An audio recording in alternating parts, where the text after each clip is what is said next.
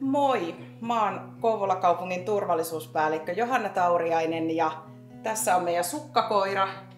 Me ollaan tällä hetkellä täällä meillä kotona. Viranomaiset suosittaa, että kotitalouksissa varauduttaisiin 72 tunnin eli 3 vuorokauden ajaksi erilaisiin häiriötilanteisiin.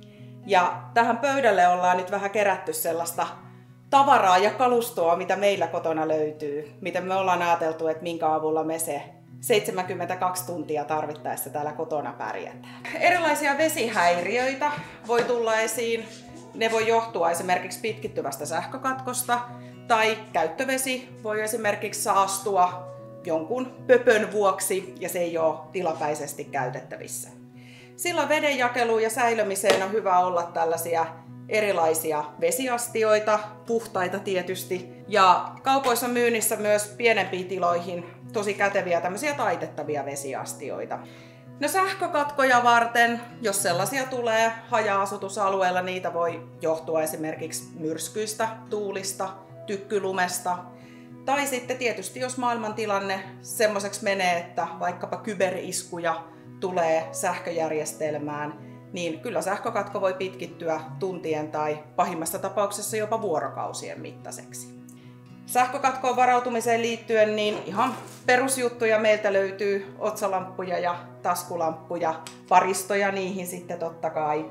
Ja sitten meillä on yleensä löytyy kotota näitä erilaisia kynttilöitä. Ja oikeastaan vähän samaan teemaan liittyen niin meillä on sitten myös erilaista ruokaan ja vessassa käyntiin liittyvää tavaraa. Näitäkin löytyy jo valmiiksi useista kodeista.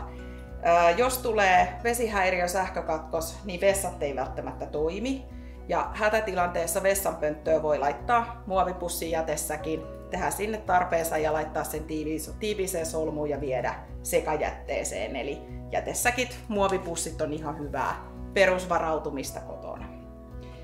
Jos meille tulisi pidempiaikainen sähkökatkos, niin tuosta takalta löytyy meidän ruokavarastot, eli suositellaan, että kotona olisi muutaman päivän ruuat, jos se on mahdollista. Ja meillä tietysti se, mitä löytyy jääkaapista, niin syötäisiin siinä tilanteessa ensimmäisenä. Ja pakastihan säilyy päivän parikin ihan hyvänä, vaikka sähköt olisi poikki, jos sitä ovea ei kauheasti availe, niin ensin meillä syötäisiin jääkaappi ja sen jälkeen pakastin tyhjäksi. Ja puhelimia varten meiltä nyt löytyy ihan arkikäytössä näitä powerbankkeja eli latureita. Näähän on hyvä pitää täynnä ja jos sitten tulee sähkökatkos, niin näistä saa sitten matkapuhelimet tarvittaessa ladattua, jos seinästä ei sitten enää tule sähköä. Lääkkeitä kotona on hyvä olla myös muutaman päivän tarpeisiin, eli jos teillä on jotain sellaisia kriittisiä lääkkeitä, mitä te tarvitsette ehdottomasti, niin parin päivän tarpeet kannattaa aina olla varastossa. Ei kannata ihan loppuun asti niitä levyjä syödä. Jos pankkeihin tulee häiriöitä tai kortteihin tulee häiriöitä, niin pieni määrä käteistä rahaa muutaman päivän tarpeisiin, niin kannattaa jokaisella kyllä siellä lompakossa kulkea.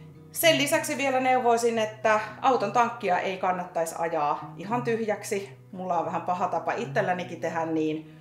Paras tapa auton tankin suhteen olisi tankata aina siinä vaiheessa, kun auton tankki on puolillaan. Jos sitten tulee pitkittyvä sähkökatkos, niin monista asunnoista lämpö myös lähtee. Meillä on tuolla alakerrassa varaava takka, eli jos kävisi niin, että sähköt katkee, niin me saadaan tuo meidän alakerta takalla lämpimäksi.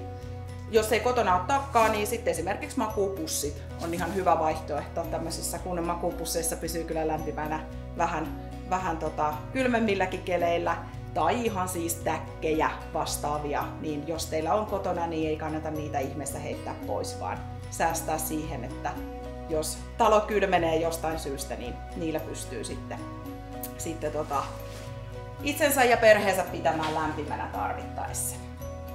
Eli tämmönen 72 tunnin varautuminen, niin ei se mun mielestä tämän kummempaa ole. Hyvin tämmöisiä perustarvikkeita, monet on sellaisia, mitä käytetään ihan arjessakin. Ja sit voi hankkia vähän tämmöistä lisää, kuten näitä vesiastioita, niin tuonne kaappeihin. Niin ei se tämän monimutkaisempaa ole. Uskoisin, että tällä ajatuksella meidän perhe selviää muutaman vuorokauden aivan hyvin, vaikka katkeisi sähköt, vaikka tulisi verkkohäiriöitä, vaikka tulisi vesihäiriöitä.